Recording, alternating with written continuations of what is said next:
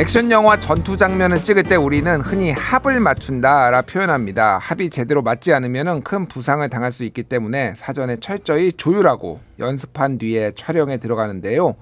외교도 이와 다르지 않겠죠. 최선의 시나리오를 쓰고 그에 따라 합을 맞추어야 감동 있는 장면을 만들 수 있습니다. 그래서 더 중요해진 일본과 미국, 세계의 정세 이야기 들어봐야 할 것 같은데요. 오늘 한마디만 더 할게 클럽을 위해 김준영 전 국립외교원 원장이자 현 조국혁신단 의원, 그리고 김희교 광운대 동북아 산업학부 교수 나오셨습니다. 두 분 안녕하세요. 네, 안녕하세요. 예, 김준영 의원님은 제가 자주 모셨고 김희교 교수님은 제가 휴가 갔을 때 저번에 나오셨더라고요. 네, 그때 나왔었어요. 예, 그래서 제가 꼭 뵙고 싶었는데 오늘 이렇게 전문가 두 분 모시고 외교 문제 좀 얘기를 해보겠습니다. 공교롭게 오늘 전문가 두 분을 모셨는데 오늘 기시다 후미오 총리가 또 방한을 했어요. 그래서 지금 방금 전에 그 대통령과 윤석열 대통령과의 이제 회담이 끝나고 지금 이제 성과에 대해서 지금 대통령실에서 발표를 하고 있어서 더 구체적인 내용은 저희가 또 방송 말미에 좀 더 정리를 하는데 일단 모두 발언에 나온 얘기들 중심으로 좀 여쭤보고 그렇게 하도록 하겠습니다. 일단은 제일 사람들이 궁금해하는 거 왜 왔나요? 퇴임이 며칠 남았죠? 며칠 안 남은 3주. 3주로 알고 있습니다. 3주. 그러니까 네. 9월 말까지 지금 임기니까 보통 이럴 때면은 좀 내치를 해야 되는 거 아닌가? 왜 온 겁니까, 의원님? 저도 뭐 잘 모르겠는데요. 왜냐면 워낙에 이례적인 일이잖아요. 이미 임기가 결정되고 퇴임하는 사람. 그래서 박지원 의원께서 왜 퇴임식을 우리나라 세금 들여가지고 해주냐는데 그렇게 보면 사실상 좀 여러 가지 이렇게 주변 상황을 종합해 보면 일본의 필요가 훨씬 더 컸던 것은 사실인 것 같아요. 그러니까 일본의 기시다는 확실히 목표가 있는 거고요. 일본의 상황을 보면 기시다는 마지막까지 살아남고자 했어요. 왜냐하면 북한하고도 가까워지려고 그러고 또 한미일, 한일 이 문제를 가지고 총리직을 더 하고 싶었는데 계속 그 지지율이 하락을 하니까 그때 일본의 정치 시스템을 잘 이해하셔야 되는데 일본은 일당 뭐 거의 민주주의 절차지만 일당 지배 구조잖아요. 그러면 이게 너무 무너지면 정권이 교체가 되잖아요. 그래서 하는 방법이 그 안에서 바꾸는 거예요. 그러니까 기시다가 생각보다 빨리 물러서면서 그 내부에서 좀 혁신적인 사람을 끌어내면 정권 교체 없이 수상만 바꿀 수 있다. 이게 일본 자민당이 꾸준히 쓰던 방법이고 이번에도 기시다가 그렇게 계속 하려던 노력에 비해서는 좀 전격적으로 총재 재임 선거에 나가지 않는다고 했거든요. 그럼 왜 그랬을까? 욕심이 남아 있을 텐데. 그래서 이제 일본 내부에서 얘기하고 전문가들이 얘기하는 거는 일단 여기서 물러섰다가 그다음에 다음 사람이 등장하면 지금 사실 이때까지 자민당 총재 행사하던 원로들이 거의 다 나이가 너무 많이 들거나 쇠퇴했거든요. 그러니까 뒤로 물러나도 얼마든지 영향력을 행사할 수 있을 정도다. 스가와 기시다 두 사람 정도만 남는다고 얘기를 해요. 지금 가장 부상하는 사람이 스가 쪽 사람이거든요. 그래서 만약 스가 쪽 사람이 제대로 못하면 자기가 재등장하거나 또는 적어도 영향력을 할 수 있다. 그렇다면 자기가 잘했던 것 중에 하나 한미일인데 한미일이 8월 달에 못 만났잖아요. 캠프 데이비드 1주년 못 만났으니까 한국에 가서 자기의 치적을 얘기하는 것이 물러나면서도 영향력을 유지하는 중요한 것 중에 하나였다. 그렇군요. 그런 해석을 지금 이번에는 인기가 없어서 잠깐 물러났지만은 언제든지 자기가 복귀를 해가지고 지금 다시 한번 영향력을 행사하기 위해서는 그동안의 최대 성과인 한국과의 우호관계 이런 것들을 좀 돋보이게 할 필요가 있다. 뭐 이런 거죠. 아베도 사실 2번 했었잖아요. 그렇죠. 첫 번째 총재 실패했고 두 번째. 아마 본인한테 뭐 그게 성공하리란 보장은 없지만 본인한테는 그런 구상이 이번에 방문에 상당히 영향을 끼쳤다는 말이 저는 동의를 합니다. 그렇군요. 김희규 교수님한테 여쭤볼게요. 그러면 아베가 이번 회담에서 가장 많이 얻어갈 것은 무엇이고 우리나라가 얻어갈 것은 어떤 거가 있을까요? 일단 이 기시다의 목적은 앞으로 윤석열 정부가 3년 남았잖아요. 제가 아베라고 했는데 죄송합니다. 제가 아베 얘기하다가 기시다 후미오 총리입니다.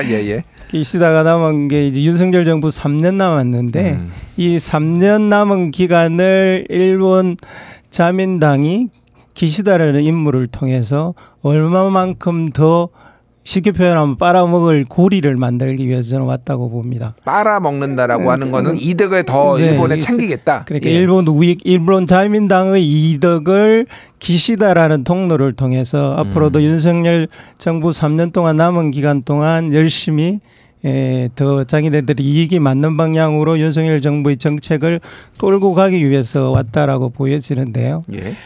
이제 사실 이 기시다는 일본 자민당 역사에서도 보더라도 일본 우익의 한반도에 대한 목적을 이 사람만큼 잘 수행한 사람이 없습니다.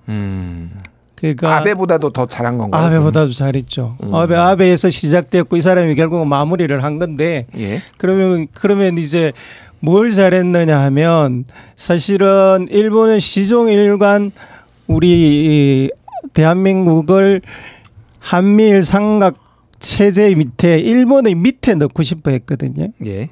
그런데 지금은 그것이 반쯤 전에 이루어졌다고 봅니다. 그 왜 반쯤 이루어졌다라고 보냐 하면 한번 돌이켜 보십시오. 기시다 정권과 윤석열 정부 사이에 벌어졌던 일들을 오염수 문제부터 독도 문제까지 쭉 보면 이전 정부였으면 이건 전부 일본 자민당한테 비판이 갈 일입니다. 예. 우리나라 국민들의 그 건건 다 일본이 지금 문제가 있다고 이야기할 수 있는 일인데 윤석열 정부가 중간에 딱 들어서면서 이 일본 자민당의 전위부대 역할을 톡톡히 해주었어요. 그래서 일본에 대한 불만 비판을 할 때마다 우리 윤석열 정부가 다 막아줬습니다. 거의 하나도 빠짐없이 다 막아줬죠. 이건 이미 실질적으로는 반 이상이 자민당의 전위부대의 역할을 수행하고 있다라고 보여지는 거고요. 일단 기시다가 자민당에서 마쿠에서 역할을 하려고 한다고 생각하면 이것보다 좋은 고리가 없죠. 자기가 윤석열 정부와 관계를 더욱더 공고히 해서 이 고리를 더욱더 확실히 고착화시키려고 저는 왔다고 봅니다. 그렇다고 하면은 이제 그거는 이제 기시다 쪽의 일본의 입장이고 윤석열 정부에서 기시다 후미오 퇴임하는 기시다 후미오 총리와 회담을 해서 얻을 거는 무엇인지 좀 그게 궁금해요. 이제 그게 정말 우리나라 전문가들 모두가 궁금해하는 건데요. 그래요? 뭐 다 궁금해하시나요? 이 윤석열 정부가 도대체 왜 이렇게까지 하고 있는가? 라는 문제는 이건 뭐 그래서 뉴라이트라고 하는 집단이 배후에서 조정하기 때문이다라는 이야기도 하고 있고요. 예. 또는 자기가 퇴임하고 난 이후에 결국은 국내에서 기댈 때와 마찬가지로 국외에서 기댈 고리도 하나 만들 필요가 있어서 이런다라고 보기도 하고요. 이 양반이 세계관이 원래 이렇게 소위 김태호라는 연결고리를 통해서 원래부터 이 사람은 일본의 친화적이었는데 확실하게 이데올로기적으로 일본화되었다라고 보는 여러 가지 이유가 있는데 분명한 것은 이건 아마 왜 그랬는지는 좀 더 지나서 역사가들이 평가할 일이라고 보는데요. 분명한 것은 이 양반은 우리의 국익이나 우리의 국민을 위해서 이러고 있지 않는 것은 너무 분명하고요. 그리고 그 결과는 우리의 국익이나 우리의 국민을 위해서 상당히 위험한 쪽으로 지금 가 있다라고 보는 것이 타당할 것 같습니다. 그렇군요. 이제 뭐 요거 공개된 발언만 제가 조금 여쭤볼게요. 윤석열 대통령은 한일 관계에 대해서 어려운 문제가 많이 남아서 양국이 전향적 자세로 노력을 해야 된다 이런 말을 했습니다. 이거는 그러니까 최근에 어떤 너무 일본에 조금 유화적이냐 좀 속된 말로 퍼주는 거 아니냐에 대한 비판적인 어떤 그거를 조금 의식한 발언으로도 보이고요. 기시다 총리 같은 경우에는 과거에 힘들고 슬픈 경험을 한 한국인의 가슴이 아프다. 그리고 역대 내각의 역사 인식을 계승한다라고 얘기를 해서 이거를 이제 사과로 이제 해석을 할 여지가 있다. 뭐 이런 해석도 나오는데 이건 김준영 의원님 어떻게 보십니까? 저는 말씀을 하나를 보태면 지금 아베와 기시다를 비교하면 원래는 기시다가 훨씬 온건 극우입니다. 극우 중에서도 온건파였고 그래서 등장할 때 혹시 기대를 했었죠. 아베는 아예 한국한테 그 강제동원 되돌리거나 또는 그 위안부 그 뒤집은 걸 사과하지 않고 다시 되돌리지 않으면 한국하고 상대도 안 하겠다고 강경하게 나갔었잖아요. 그럼 기시다가 왔으면 그 부분에 대해 일본이 양보가 있지 않겠나 생각을 했고 그런데 기시다가 잘했다기보다는 거의 줍줍한 거죠. 요새 말로. 그러니까 윤석열 정부 자체가 그냥 처음부터 바로 엎드렸단 말이에요. 그러면 기시다의 외교보다는 물론 기시다는 지금은 그걸 자기의 업적으로 하겠지만 그거는 철저하게 저는 우리 정부의 처음부터의 굴욕적인 자세가 엄청난 정치적 자산을 기시다한테 줬다. 그러니까 기시다가 물러나면서도 이 자산은 계속 가져가야겠다는 생각이 있고요. 그런데 최근에 이렇게 제가 말씀드렸잖아요. 일본은 필요가 강했는데 한국은 좀 요즘의 정세를 보면 마지막까지 좀 이게 좀 부담스러워했던 건 확실해 보입니다. 예. 왜냐하면 일단 던져서 논의 중이다. 일본에서는 이미 온다고 다 얘기를 했는데 한국에서는 그냥 논의 중이다고 얘기를 하고 예. 그다음에 우리 언론사에서 뭐가 나왔냐면 기시다가 와서 최소한의 선물은 주고 가야 되지 않느냐. 이런 얘기가 계속 나왔잖아요. 예. 그러니까 그걸 해주지 않으면 지금 오는 게 우리한테는 곤란하다 정도를 아마 얘기했던 것 같은데 그러니까 좀 나오면 대통령이 아주 어렵게 우리 대통령이 어려운 일도 있다. 이게 우리가 지금 강하게 요구할 사항입니까 사실은. 마지못해서 꺼내고 그다음에 지금 기시다 얘기는 작년에 일본 갔을 때 얘기과 판박입니다. 그냥. 비슷한 것 같아요. 거의 수미상관입니다. 그러니까 마치 사과하는 것처럼 보면 전혀 사과가 아니잖아요. 그냥 유감을 표하는 거고 고생했던 거고. 그러니까 강제동원이라고 못 붙이고 불법이라고 못 붙이고 그때 힘들었던 사람한테 제3자로서 유감을 내는 정도란 힘들고 슬픈 경험을 한 그러니까 이렇게 얘기를 했죠. 잘하는 가짜 사과 유감 정도의 수준이란 말이에요. 그럼 이렇게 얘기했다는 거는 그리고 지금 보면 기시다 방한 일정이 이미 나왔는데 제가 외교부한테 요청을 해도 어제까지 대답이 없었습니다. 제가 그런데 다 알았습니다. 누구한테 받았을까요? 일본 기자들은 벌써 오늘과 내일 일정을 다 갖고 있더라고요. 그랬어요? 네. 그러니까 한국은 이걸 숨기고 싶은 거고 일본은 자랑하고 싶은 게 지금 딱 보시면 풍경을 보시면 그렇거든요. 그러니까 이건 지금은 제대로 선물을 받지도 못하고 아마 꾸밀 거다. 예. 그 꾸밀 것들이 뭔가 이제 나오겠죠. 아마 정상회담 브리핑 하게 되면 뭐 알겠습니다. 미래 세대 뭐 이런 것들이 나올 텐데요. 네. 자, 기시다 후미오 총리가 이 얘기도 또 했는데 이게 눈에 띄더라고요. 8.15 독트린으로 한반도 평화 안정이 이어지길 바란다. 이제 8.15 독트린은 이제 윤석열 대통령이 지난번에 광복절에 얘기했던 통일 원칙 이건 건데 이제 북한의 주민들을 이제 정보를 전달을 해가지고 이제 뭐 개혁 개방을 이끌겠다 뭐 이런 취지로 이제 그때 얘기를 하셨잖아요. 이거는 어떻게 보십니까? 기시다 후미오가 이걸 기시다의 가장 궁극적인 목표는 한일 군사 동맹이라고 저는 봅니다. 예. 한일 군사 동맹을 하는 이유는 만약 하게 되면 일본은 군대를 가질 수 있는 국가가 정식으로 되는 거고요. 또 하나는 독도와 같은 일본으로서는 굉장히 전략적인 요충지를 자기네 땅으로는 못 만든다고 할지라도 적어도 첨단 기지로 충분히 사용할 가능성은 훨씬 열리는 거거든요. 그런 점에서 그런 목표를 가지고 기시다가 접근을 하고 있는데 그 접근을 할 때 한일 동맹을 할 때 뭐 그 변명이나 혹은 핑계거리가 있어야 되잖아요. 예. 그걸로 사용하는 것이 북한의 위협에 대해서 엄청나게 과하게 강조하는 겁니다.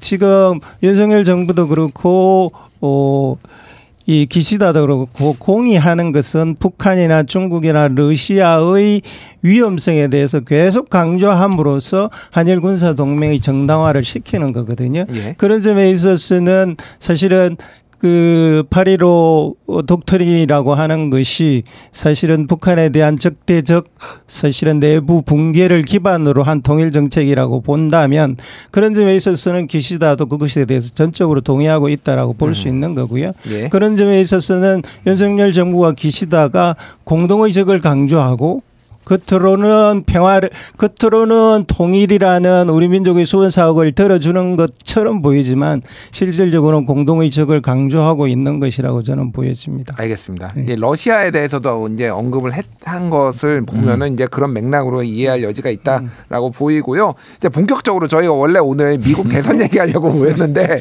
워낙 중요하니까 이게 저희가 좀 시간을 많이 잡아먹었습니다. 근데 이제 본격적으로 이제 일본 거쳐서 태평양 건너서 지금 미국으로 날아가 보겠습니다. 자, 현지 시간 6일부터 이제 사전 투표가 시작이 되었는데 일단 지지율부터 보겠습니다. 자, 이제 민주당 전당대회 하고 또 이제 뭐 바이든 대통령 깜짝 사퇴하고 해리스 오고 그러면서 막 민주당의 막 희망의 불씨가 막 올라오고 막 굉장히 좀 분위기 좋았는데 최근에 여론조사 보면은 다시 조금 약간 꺾이는 거 아닌가 이렇게 보여요. 조금 설명해 주시죠. 트럼프가 유세 중에 총알이 스쳤을 때는 모든 사람이 거의 전 세계 사람이 이제 선거 끝났다. 하고 아마 여기 예외가 없을 거예요. 우주의 기운이 지금 트럼프에게로 갔다. 예. 그런데 갑자기 이제 새로운 변수가 생긴 게 바이든이 사퇴를 했고요. 예. 그때까지 거의 절망에 빠졌던 미국의 진보 세력, 그다음 트럼프를 비난하는 양심 세력, 중도 세력, 뭔가 뭐 희망이 필요한 사람들이 거의 절망에 빠져서 있는데 거기에 이제 새로운 신인이 등장했잖아요. 그러니까 희망을 줬고 예. 특히 미국의 언론은 오히려 한국하고 반대로 중도적이나 진보적인 쪽이 많잖아요. 그렇게 보면 이들이 서로 음모를 해서 공모를 한 건 아닌데 갑자기 해리스를 띄우기 시작한 게 제가 눈에 보입니다. 그러니까 그동안에 전부 합심해서 뭔가 그리고 선거 자금까지 그냥 뭔가 엄청난 바람이 불어가지고 띄웠는데 예. 결국은 비호감의 대결에서 거의 승산 가능성이 없다가 신인이 등장하면서 판세가 바뀐 것 같은데 이제부터는 저는 정점이 좀 지난 것 같아요. 그래서 사실상 한 2주 전부터 저도 이거 조금 더 지켜봐야 하는데 적어도 9월 10일에 있을 1차 TV 토론에서 왜냐하면 지금까지 보여진 게 띄운 것밖에 없지 증명하거나 자기가 보여준 게 해리스가 없기 때문에 예. 그걸 지나봐야 그래서 영어 표현에 이렇게 먼지가 막 날릴 때 그 더스트가 세틀 다운 한 다음에 진짜가 보인다 이거거든요. 그래서 제가 그 말씀을 드렸는데 지금 여론조사에도 예. 완전히 뭐 뒤집어졌다가 지금 다시 좀 제자리를 찾는 듯한 그래서 박빙이거나 오히려 다시 또 트럼프에게 가는 경우가 예. 많아 보입니다. 그래서 여전히 오리무중이다. 해리스한테 손을 미리 들어주는 건 좀 섣부르다. 이 정도로 얘기할 수 있을 것 같습니다. 여론조사 말씀하셨으니까 제가 먼저 여론조사를 좀 소개시켜 드리고 김 교수님한테 여쭤볼게요. CNN이 여론조사 기관 SSRS에 의뢰해서 지난달 23일에서 29일 이제 소위 말하는 스윙 스테이트 경합주를 조사를 했는데 경합주를 이제 6곳으로 보는 곳도 있고 뭐 7곳으로 보는 데도 있는데 일단 6군데를 말씀드리면은 3곳에서 초박빙 접전입니다. 해리스는 위스콘신하고 미시간에서 우위고 트럼프는 애리조나에서 해리스를 앞서고 있는데 조지아와 네바다에서는 해리스가 1%포인트 앞서고 있으니 이거는 이제 사실상 오차범위 내라고 보면 되고 펜실베이니아에서는 47%로 동률입니다. 이거 어떻게 봐야 됩니까, 김 교수님? 결국은 미국 여론조사 여러 번 틀렸잖아요. 실질적으로 중요한 것은 여론조사보다는 투표로 누가 더 많이 나가나 싸움인 것 같아요. 지금 뭐 오차 범위에서 접전이라는 것은 그러니까 미국이 좀 독특한 게 또 뭐 등록을 해야 되잖아요. 이게 선거를 그렇죠. 하려면은 결국은 우리보다도 훨씬 더 투표장으로 누가 더 나가는지가 중요하고요. 그것도 스윙 보트에서 투표장을 누가 더 많이 나가느냐는 게 중요한데 이제 지금 여론조사상으로는 이제 거의 이기는 쪽과 지는 쪽이 거의 반반 정도 나오고 있는 것 같은데 그러면 해리스의 컨벤션 효과는 일단 줄어들었다고 생각을 하고요. 예. 사실은 이제부터는 해리스가 실험대에 오른다라고 생각합니다. 한 번도 사실은 무대에 정면에 올라본 적이 없거든요. 그렇다면 이제 지금 미국의 중요한 선거 이슈가 한 5개 있습니다. 첫째는 이제 해리스가 유리하다고 보여지는 건 낙태이고요. 근데 나머지 4개는 다 해리스한테 별로 유리한 게 아닙니다. 두 번째로는 인플레이션 문제고요. 세 번째는 경기 침체 문제고요. 네 번째는 이민자 문제입니다. 다섯 번째는 중동 문제고요. 이 모든 것들이 트럼프의 입장은 이미 나올 대로 다 나와 있는데 해리스의 입장은 정확히 뭔지가 아직 한 번도 안 나왔어요. 그럼 이게 바이든의 입장은 바이든의 입장은 있었죠. 그런데 해리스의 입장이 있어야 되는데 고민거리는 뭐냐 하면 바이든의 입장이 대부분 다 비판받고 있는 거였단 말입니다. 해리스는 그걸로부터 차별화를 하지 않으면 결국은 지지율은 꺾일 경향성이 저는 굉장히 높다고 보입니다. 그런데 이 모든 것에 있어서 민주당이 바이든보다 차별성을 가지면서 국민들한테 설득력 있는 정책을 내놓을 가능성이 사실 있을까?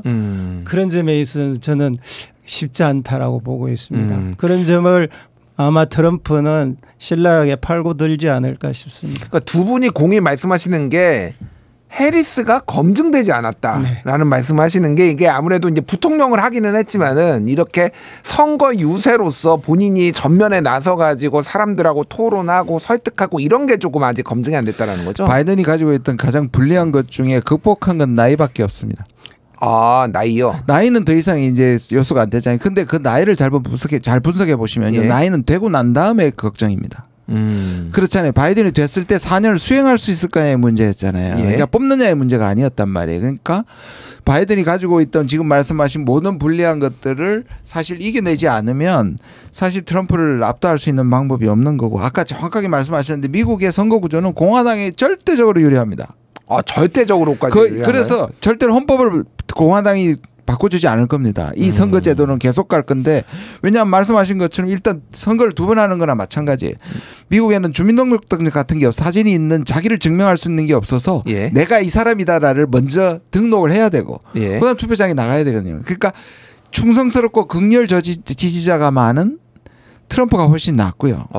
그다음에 유색인종이나 이렇게 일이 바쁜 사람들 우리나라처럼 휴가가 아니에요. 참 공휴일이 아니에요. 공휴일이 아니죠. 또 가기 힘들죠. 게다가 민주당이 강력한 뉴욕이나 캘리포니아 인구가 엄청 많잖아요. 예.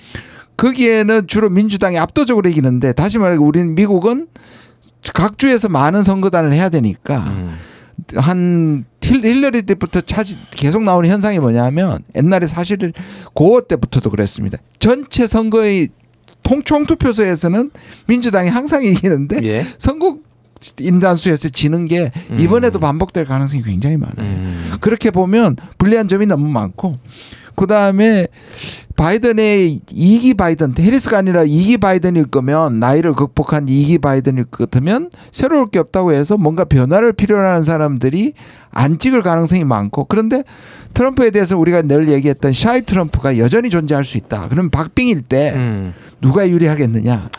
그렇게 보는 사람들은 트럼프가 여전히 경쟁력이 있다고 보는 거죠. 그렇군요. 자, 그럼 여러 가지 이제 변수나 주변 상황에 대해서 좀 여쭤볼게요. 지금 푸틴의 발언이 갑자기 튀어나왔는데, 푸틴 대통령은 지난 5일에 동방경제 포럼 토론에서 우리가 선호하는 후보는 조 바이든 현 대통령이다. 그러나 그가 불출마하면서 지지자들에게 해리스 부통령을 지지할 것을 요청했기 때문에 우리도 그렇게 할 것이다라고 발언을 했어요. 이게 누구한테 도움이 되는 거?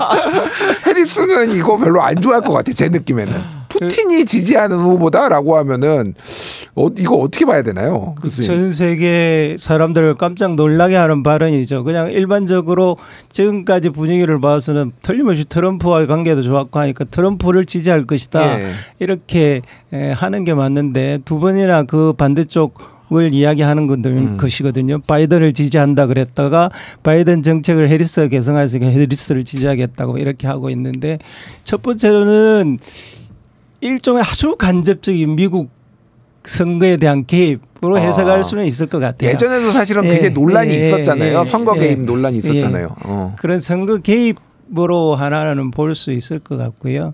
또 하나는 해리스가 되어도 바이든 정책을 계속 개선을 한다고 한다면 사실은 지금 러시아로서는 제일 중요한 게 우크라이나 전장인데 거기서 별로 불리한 게 없거든요. 네. 그런 점에 있어서는 해리스에 대해서도 뭐 큰 거부감이 없다 정도의 뉘앙스는 충분히 가지고 있는 건 아닌가.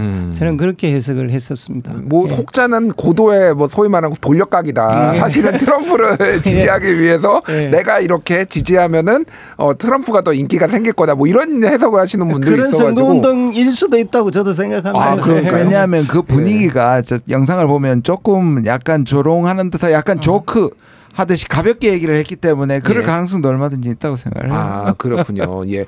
그러면 그러니까 김준영 의원님한테는 중동 문제 여쭤볼게요. 지금 중동 문제가 너무 꼬였는데 어쨌든 네타냐후는 계속 전쟁을 할 생각이고 지금 뭐 이란이 언제 보복을 할지 이스라엘 보복을 할지 모르는 상황에서 지금 뭐 외교력을 동원해가지고 지금 막 어떻게든 해보려고 하고 있는데 이거는 지금 어떻게 조금 영향을 미칠까요? 지금 전쟁이 두 가지잖아요. 중동 전쟁도 우크라이나 전쟁 둘 다 사실은 지금 현 정부한테는 불리하죠. 전쟁을 하고 계속 지원을 해야 되고 그다음에 특히 지금 말씀하신 중동은 이렇게 반이스라엘 분위기가 미국에 팽배한 적이 저는 본 적이 없습니다. 대체로 친이스라엘이잖아요. 예. 불만은 있더라도. 근데 이렇게 대놓고 학살자라고 얘기하고 도와주지 말라고 하는데도 손을 못 대는 이유는 결국 미국의 정치계를 움직이는 것이 여전히 유태인들과 이스라엘이 강하다는 것이고 근데 문제는 뭐냐면 지금인 지금까지 전쟁은 선반영됐다고 볼 수 있어요. 그러니까 이미 여론조사에 선반영됐는데 지금의 최선은 뭐냐? 여기서 더 사고가 커지면 안 된다는 거예요. 그러니까 네타냐후도 휴전에 적어도 확전은 되면 안 되고 네. 휴전에 들어가야 되고 그다음에 우크라이나도 지금 사실은 미국이 전전긍긍하면서 이거를 크게 벌이지 않기를 원하거든요. 예. 그렇게 보면 일종의 동작 그만이다. 제발 11월 달까지 사고만 치지 마라. 라는 정도의 지금 미국의 입장인 것 같아요. 그래서 네타냐후는 트럼프가 되기를 원한다라는 뭐 해석도 있더라고요. 실제로 원하죠. 왜냐하면 네타냐후는 지금 바이든이나 내부에서는 계속 그 비판을 하고 자기가 살 길은 친이스라엘 정책을 했고 대통령 되자마자 예루살렘으로 대사관을 옮겼던 그리고 이란과의 협정을 다 깨버렸던 트럼프가 등장해가 자기 유일하게 살 길이라고 생각하고 있고 젤렌스키는 반대입니다. 예. 젤렌스키는 지금 트럼프가 되는 순간 자기는 끝났다고 생각합니다. 이제 지원이 끊어지니까. 지원도 끊어지고 하루 만에 전쟁 끝내고 휴전하게 버렸다. 자기가 대통령이 당선되면 하루 만에 그냥 우크라이나 전쟁을 끝내겠다고 얘기를 하고 있거든요. 예. 반대 이유로 지금 반대쪽을 원하고 있어요. 아 그렇군요. 알겠습니다. 김 교수님한테는 중국 얘기 좀 여쭤볼게요. 지난달 그러니까 제이크 설리반 백악관 국가안보보좌관이 이제 처음으로 중국을 방문을 했는데 네. 중국은 지금 어떤 지금 스탠스고 누가 되는 거를 원할까? 뭐 이런 게 좀 궁금해요 지금. 일단은 뭐 기시다도 그렇고요, 설리반도 네. 그렇고 대개는 뭐 특별히 무슨 다자 회담에서 정상회의하는 걸 빼고서는 가는 쪽이 급한 게 있는 겁니다. 원하는 게 있고요. 예. 그런 점에 있어서는 설리반이 사실 안보보좌관으로서는 중국에 8년 만에 처음으로 간 사람인데 그만큼 미국이 원하는 게 있었다라고 볼 수 있고요. 미국이 원하는 게 뭐였냐면 결국은 11월 대선 때까지 이 동아시아 지역에서 큰일 안 나는 게 미국이 가장 원하는 것이었다고 봅니다. 그건 뭐 남북한의 충돌 문제도 그렇고 대만 해협에서도 그렇고 남중국 해에서도 그렇고 적어도 11월까지는 큰 문제 없이 넘겨주는 것이 목적이고 그 이야기를 하기 위해서 중국을 방문했다고 보여지고요. 시진핑을 만났다는 것으로 봐서는 기본적으로는 그러자라는 합의에 도달했다라고 보는 것이 맞을 것 같습니다. 예, 그런 점에 있어서 이제 그러면 중국은 양자 중에 누가 더 되는 것이 유리할까 라는 문제가 남는데 중국은 우리나라 김태호 안보실장처럼 선거 한 몇 달 남겨놓고 남의 나라에 주권을 간섭하는 누가 이기고 누가 지고 누가 이기면 우리한테 더 유리하고 이런 이야기 절대 하지 않습니다. 그런 예. 거 물으면 트럼프가 낫냐 해리스가 낫냐고 물으면 그건 미국의 주권의 문제이다. 미국 국민들이 결정할 일이지 우리는 노코멘트 한다라고 하는 것이 보통 외교담당들이 공식적인 입장이거든요. 예. 지금 정부는 계속 그렇게 나와서 정부의 입장이 뭔지는 말씀드릴 수가 없고요. 다만 이제 그 밑에 각종 그 셀럽들이나 혹은 학자들이 하는 이야기를 보면 거의 반반이에요. 이쪽이 유리하다고 하는 사람도 있고 저쪽이 유리하는 사람도 있고요. 예를 들면 해리스가 유리하다고 하는 사람은 지금 어쨌든 중국의 경제가 불안정한데 더 이상 트럼프가 등장하면 굉장히 심한 관세 정책을 사용할 것이 분명한데 예. 그렇게 했을 때 중국 경제는 더 위험해질 가능성이 있다라는 쪽은 경제를 좀 더 중시해서 보는 사람은 되게 그런 이야기를 하고요. 안보를 좀 중시해서 보는 사람은 트럼프는 소위 동맹이나 군사적 충돌 이런 거 별로 안 좋아하는 사람이어서 예. 인도태평양 지역이나 혹은 나토의 확장이나 이런 것들에서의 군사적인 기획은 안 할 거기 때문에 훨씬 더 안보적으로는 안정적으로 갈 수 있다. 차라리 돈으로 때우는 것이 낫다라는 주장을 하고 있습니다. 그러니까 이제 결국은 지나고 나서 보자라는 입장을 하고 양자를 다 준비는 하고 있는 것 같습니다. 알겠습니다. 네. 뭐 김태호 안보실 차장이 최근에 이제 뭐 해리스 뭐 이제 외교 그쪽에 실무진이라고 했는데 누구를 이제 가르치겠다 뭐 이런 발언을 해가지고 약간 논란이 되기도 했는데 어쨌든 중국은 그런 거에 대해서 언급하지 않는다 이런 말씀을 해주셨고요. 자, 이제 뭐 아직 모른다라고 얘기를 했지만 전체적인 분위기는 해리스가 올라갔다가 약간 꺾이는 분위기다. 아까 말씀해 주셨는데 그러면 이제 변수라는 게 미국에 어떤 것들이 있을지 좀 두 분한테 각각 여쭤볼게요. 앞으로 이제 뭐 어떤 것들이 이제 큰 변수가 될까요? 지금 우리가 이제 앞에서 얘기했던 이제 외교 문제나 이런 거를 제외하고 좀 볼 수 있는 것들. 뭐 딱 2달 남았잖아요. 지금 예. 2달 남았고 그러면 첫 번째 변수는 이제 TV 토론일 거고요. 말씀드린 것처럼 한번 제대로 자기 전체의 정책을 이해하고 자기가 청사진을 펼쳐야 되지 않습니까? 예. 이제 부분에 이제 자기 지지자들한테 선거 유세 때 말한 거의 조각들인데 이게 이제 상대방의 반론에 부딪혔을 때 이걸 어떻게 하느냐. 거기에 보면 예를 들어서 바이든의 약점을 보완할 수 있다든지 자기 세계가 있다, 자기 풀프린트가 있어야 되고 그렇다고 너무 벗어나면 실제로 바이든을 이어서 후계를 한다는 의미에서 약해질 거니까 사실 입지가 쉬운 건 아니에요. 예. 그리고 아까 말한 여러 가지 지금 상황이 지금 현 정부에게 재임 정부에게 나쁘다면 오히려 대통령이 가지고 있었던 갖고 있었던 유리한 프리미엄이 오히려 줄어들 수 있는 측면도 있거든요. 그렇게 보면 사실 자기 증명을 많이 해야 되는 해리스가 사실 훨씬 더 과제가 많다고 보여지고요. 그다음에 제가 알기로는 보통은 이제 이 부통령의 소용은 대통령의 유고일 때밖에 없다 미국은. 오히려 대통령이 이 강력한 그 집권을 하기 위해서는 오히려 부통령은 존재감이 없어야 되는 게 미국 부통령이 가지고 있는 딜레마잖아요. 예. 근데 갑자기 전면에 등장을 했단 말이에요. 근데 실제적으로 제가 듣는 주변의 세평은 주변 사람들하고 그렇게 신임을 쌓거나 평가를 잘 못 받는다는 얘기를 꾸준히 들었고요. 그다음에 유일하게 바이든이 이 해리스한테 맡겼던 게 왜 중남미 문제입니다. 중남미가 캐러반이라고 들어보셨죠? 예. 그 경제가 나빠지니까 이게 무작정 그냥 유랑하면서 미국 국경으로 와서 여러 나라라고 하는 것이 두 가지 문제입니다. 이게 계속 이민자 문제를 가지고 시비를 거는 트럼프에 대한 방어로서 이 문제를 근본적으로 해결하기 위해서 오히려 그들의 경제 개발을 하고 한국의 새마을 운동처럼 예. 미국으로 안 와도 되는 나라를 만들어주겠다. 이걸 한번 짜보라고 일임했습니다. 사실은 해리스한테. 근데 거기에 대한 효과가 전혀 없었기 때문에 이 부분이 오히려 아킬레스건이 돼서 트럼프한테 공격받을 수도 있습니다. 아, 그렇군요.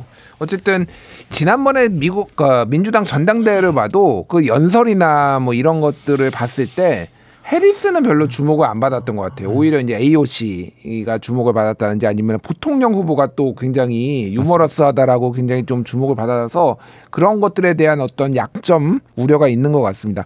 교수님 보시기에는 어떤 게 좀 변수가 될 수 있을까요? 저도 가장 중요한 건 TV 토론이라고 생각을 하는데요. TV 토론에서 해리스는 두 가지를 해야 됩니다.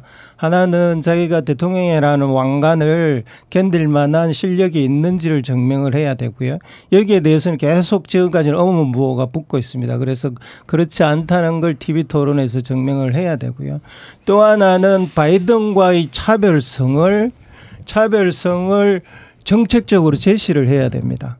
전당대회 말씀하셨는데 전당대회 나와서도 사실은 중동 문제 이야기를 했었는데 중동 문제만 보더라도 뭐 하자는 건지 모를 발언을 했거든요. 이스라엘을 전격적으로 지지는 하는데 팔레스타인에 대해서는 동조한다.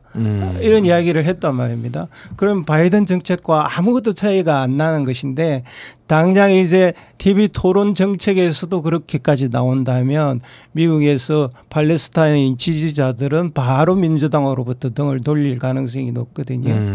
또 하나의 문제는 경제 문제입니다. 지금 연준이 계속 금리를 내리려고 하고 있는데요. 이게 2달까지 아마 못 버틸 가능성이 높거든요.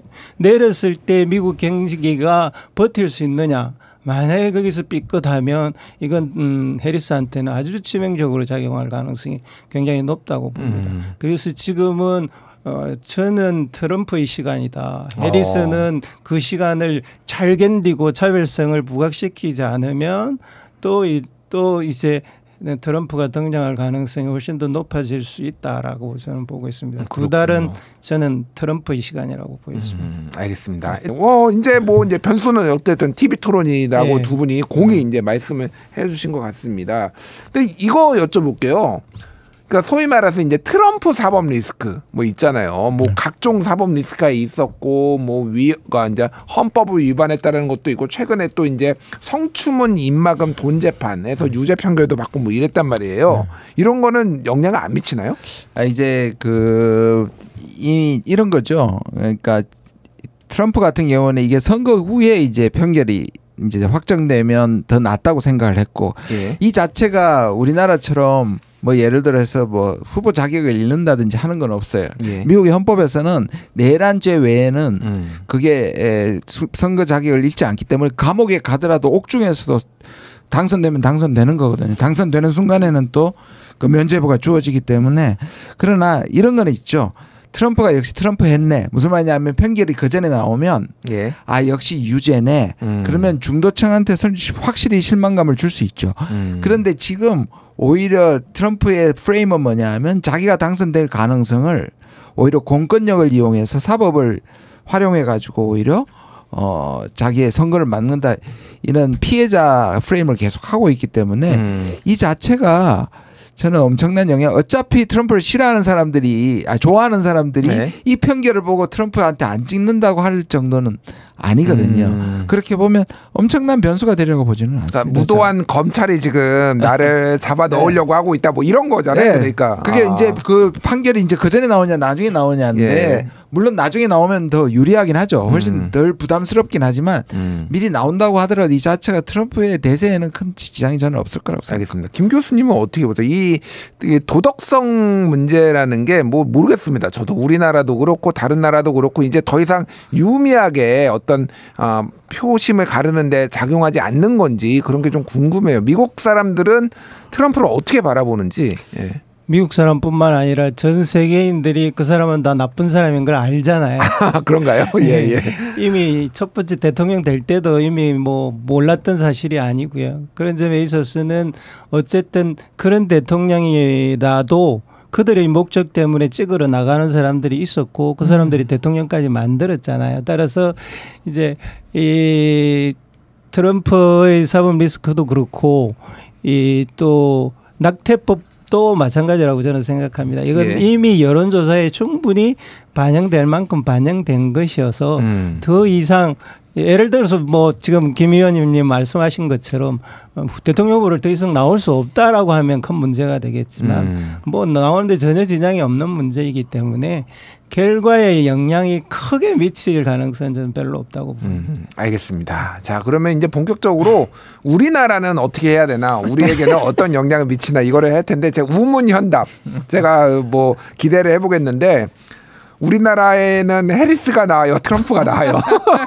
자, 우문을 드렸습니다. 현답을 기대하겠습니다. 지금 무지하게 많이 받는 질문인데 예. 저도 이렇게 뭔가 약간 클리셰일 수도 있는데 결국 우리나라가 문제거든요. 왜냐하면 기본적으로 바이든이 많은 사람들이 옛날의 미국 좀 더 공공재, 세계 공공재를 자기 이익보다 중시하는 그런 걸 주장했고 그것 때문에 당선이 됐지만 대외 정책에서는 바이든은 트럼프 2.0이란 말이 유행할 정도로 미국 이기주의는 사라지지 않을 거예요. 예. 좀 더 거치냐 아니면 세련된 방법이냐. 그렇게 보면 아까 중국 얘기도 나왔지만 중국은 오히려 트럼프가 굉장히 거칠지만 체계적이지 않아서 일관성 있게 밀어붙이지를 않아서 오히려 트럼프가 낫다는 사람이 있을 정도잖아요. 예. 그렇게 보면 이걸 얼마나 버텨내느냐의 문제인데 지금의 상황에서 바이든이 이 소위 말하는 미국의 가치를 얘기하면서도 한국을 경제적으로 투자시키고 한미를 하는 데 있어서 우리가 실제로 반대급부를 거의 못 얻어냈단 말이에요.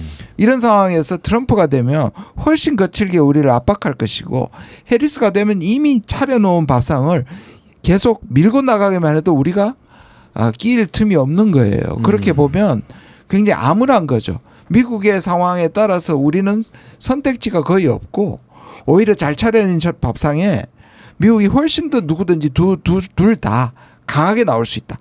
왜냐하면 한국한테 뺏어갈 게 너무 많아요. 우리한테는. 예. 예를 들어서 일본하고도 일본과의 관계가 중요하지만 한국은 바로 중국과 러시아가 붙어 있단 말이에요. 그러면 한국이 최전방에서 미국의 이익과 안보 이익을 지켜줄 것이고 경제적으로도 미국이 원하는 IRA 이렇게 나와 있는 뭐 반도체라든지 배터리라든지 이런 것들 한국이 다 갖고 있단 말이에요. 예. 이미 바이든 때 어마어마하게 투자를 했고 그러면 해리스가 되면 이거 계속 할 거란 말이에요.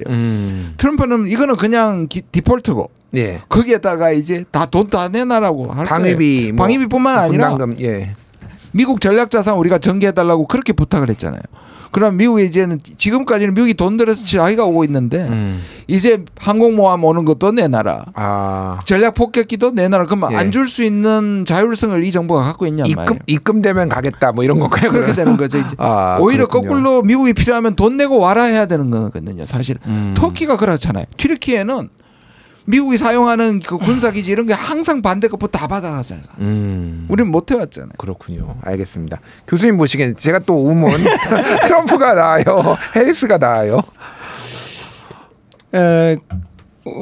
하나 처음 먼저 말씀드리고 싶은 것은 예. 미국 국내에서 국내 정책이 진보적이라고 해서 이게 해외 정책이 진보적인 건 절대로 아닙니다. 그러니까 상대적으로 해리스가 미국 국내만 놓고 볼 때는 상당히 민주적이고 진보적인 건 뭐 확실합니다. 그렇지만 그것이 해외 정책, 대외 정책에서 진보적으로 나오느냐 그것과는 거의 상관없이 지금 세계는 움직이고 있고요. 그런 점에 있어서는 안보 문제를 중심으로 한반도의 평화 문제를 중심으로 보면은 저는 트럼프가 낫다라고 보고요. 그렇게 보세요? 왜냐하면 트럼프는 우크라이나 전쟁도 당선된 다음 날 끝내겠다고 하고 있고요. 예. 그리고 대만 문제에 대해서도 돈으로의 문제로 바꿔버리거든요. 이거 전쟁의 문제로 안 바꾸고요. 그리고 그 김정일 위원장하고도 친하다고 하고 있고 이렇게 김정은 예. 죄송합니다. 아버지를 댄데. 그런 점에서 볼 때 어쨌든 이 동아시아를 바이든처럼 인도 태평양 전략으로 중국을 적대화하면서 계속 한국과 일본을 앞세워서 충돌로 가는 것을 트럼프는 상당 정도 완화시킬 가능성이 있다고 보여져요. 가봐야 알겠지만 지금으로서는 그렇게 보여지고요. 반면에 해리스는 바이든의 인도 태평양 전략을 개성을 해서 그것을 계속 나갈 가능성이 지금은 있는 것 같습니다. 물론 그 밑에 지금 안보보좌관으로 예측되고 있는 필립 고든 같은 사람은 중동 유럽 전문가인데 예. 그 사람은 상당히 좀 더 덜 오만한 미국 이러면서 해외 충돌에 대해서 적극적으로 회피하려고 하는 경향을 가지고 있어서 그런 점에 있어서 보면 앞으로 그 해리스도 두고 봐야 하겠지만 기본적으로 지금은 바이든의 인도 태평양 전략을 끌고 갈 거라 보여지고요. 이제 경제적으로 생각하면 트럼프가 훨씬 더 위험할 겁니다. 이 사람은 바이든은 중국에만 관세를 올리려고 했지만 트럼프는 중국 무슨 상관이야? 대만 무슨 상관이야? 한국 무슨 상관이? 너희들도 다 돈 많은데 돈 내야지. 지금 이렇게 나가고 있거든요. FTA도 미국 쪽으로 유리한 거 바꿨잖아요. 지난번에. 예. 지금 또 다시 한국의 배터리나 이런 걸 수출이 많아지니까 또 손 건드릴 겁니다. 그렇군요. 근데 문제는 아까 필립 고든이 얘기했는데 이 사람 보고 지금 그 사람을 열거하면서 초보라고 얘기했어요. 김태현 차장이 앞에 얘기를 하고 그래서 가르친다니까 가르칠지 두고 보죠. 예. 그러니까 김태호 차장이 지난 3일에 제1차 세종 열린 포럼 강연에서 이렇게 얘기를 했는데 해리스 부통령의 외교안보 조언하는 참모들 이분들을 상대했을 때 제가 가르쳐야 한다는 생각이 든다 얘기를 해서 이게 조금 미국 상원 의원도 와 있고 지금 여러모로 조금 논란이 되기도 했습니다. 어쨌든 제가 이제 이 남북관계 얘기만 따로 좀 여쭤볼게요. 그러면은 남북관계는 지금 완전 교착 상태잖아요. 그러니까 돌파구가 안 보이는데 누가 되느냐에 따라서 어떤 차이가 좀 생길까요? 트럼프가 되면 확실히 재시도할 겁니다. 트럼프는 지난 2019년에 하노이의 실패는 네오콘이나 이 볼튼 같은 사람들이 방해해서 잘못된 거고 자기와 김정은의 관계는 좋다. 다 그렇게 얘기를 하고 있고 지금 뭐 뉴욕 양키스 와가지고 같이 보자 이런 얘기하는 게 농담처럼 들리지 않고요. 그 당시에 트럼프가 가장 관심이 있었던 게 뭐냐면 노벨상이었어요. 실제로 그 노벨상을 받고 싶어하는 마음이 있고 그래서 북한에게 접근을 시도할 것은 확실해 보입니다. 그런 면에서 많은 이 평화를 한반도의 평화의 진전을 바라는 사람들은 트럼프가 차라리 흔들어 줄 거다. 해리스는 외교 초보일 뿐만 아니라 북한 문제에서 벌써 가치를 갖다 대고 있잖아요. 절대로 허용하지 않겠다고 얘기하는 거는 지금의 교착 상태를 조금 더 벗어날 가망성이 없는 건데 그런 면에서 시작은 좋을 수 있는데 문제는 북한입니다. 북한이 과거의 북한이 아니고 예. 지금 미중과 미러 사이가 나쁜 상황에서 북한이 전략적 가치 몸값이 너무 높아져 있는데 과연 트럼프가 어마어마한 걸 앵겨주고 다시 말해서 심지어 북한의 핵 보유까지 잠정적으로 인정하면서까지 할 거냐. 그게 쉽지가 않아요. 그렇군요. 그러니까 우리의 희망은 있는데 북한이 지금 옛날과 달라졌어요. 그때 또 뒤통수를 세게 맞아가지고. 예. 그래서 쉽지는 않을 거다. 어려울 거다 오히려 저는 그렇게 생각합니다. 그러니까 청구서가 좀 더 세게 날라올 거다 이렇게 보시는군요. 교수님은 어떻게 보십니까? 윤석열 정부가 일본한테 왜 이러고 있을까가 참 이해하기 힘들듯이 이제 새로 미국의 대통령이 북한 정책을 어떻게 할까도 굉장히 해석하기 힘든 문제입니다. 왜냐하면 이전에는 이 주도권을 미국이 쥐고 있었다면 예. 북러 신동맹이 체결됨으로써 북한이 유엔 제재를 뚫을 구멍을 확실히 만들어 버렸어요. 그러면 이 이후부터는 북한이 이 문제의 주도권을 장악하게 되는 거거든요. 핵심 아젠다는 크게 말하면 두 가지입니다. 하나는 비핵화 문제를 어떻게 할 것이냐. 다른 하나는 적대적 이국가 체제를 북한이 어떻게 할 것이냐. 이 두 개의 문제를 트럼프든 해리스든 해답을 내어놔야 돼요. 왜 내어놔야 되느냐 하면 알게 모르게 미국에서 미국의 전문가들이 북한의 핵무기 체제의 완성을 이미 선언해 버렸어요. 예. 핵도 상당히 많이 가지고 있고 ICBM도 완성되었다. 저들이 우리나라를 언제든지 때릴 무기 체제가 이미 완성되었다라고 해버렸거든요. 그런 점에 있어서 그런 판단들이 반영이 되어서 이번에 민주당과 공화당 정강이 바뀌었는데요. 둘 다 이전에 있었던 비핵화 정책을 빼버렸어요. 한반도 비핵화를 다 뺐더라고요. 양당이 다. 빼버렸어요. 이건 꼭 그렇게 하겠다는 건 아니지만 그만큼 비핵화라는 것을 끌고 가기에는 힘든 분위기가 되고 있다라는 건 명확한 사실입니다. 그럼 이제 비핵화가 안 되었을 때 지금 김준영 의원님이 말씀한 것처럼 북한의 핵을 일정 정도 인정하는 수준에서 새로운 제안을 하는 건 미국으로서는 정말로 다시 세계 전략을 짜야 되는 엄청난 큰 일이거든요. 예. 그런 일을 해야 되고요. 또 북한이 이국가 체제로 나가려고 했을 때 저걸 어떻게 받아들이느냐도 미국 나름대로의 해결책을 찾아내야 됩니다. 그런데 이제 아직도 미국 자체 내에서도 여기에 대한 해답은 못 찾고 있는 것 같습니다. 알겠습니다. 예, 오늘 얘기를 들어보니까 미국의 대선 변수도 많고 그 누가 되느냐에 따라서 또 우리도 변수가 많은 것 같은데 어쨌든 우리 국가 정부가 중심을 잡는 게 중요하지 않을까 이 생각이 듭니다. 한마디만 더 할게 클럽 오늘은 김준영 전 국립외교원 원장이자 조국혁신당 의원 그리고 김희교 광운대 동북아 문화산업학부 교수 두 분 모시고 일본과의 정상회담 그리고 미국 대선 이야기까지 나눠봤습니다. 두 분 감사합니다. 감사합니다.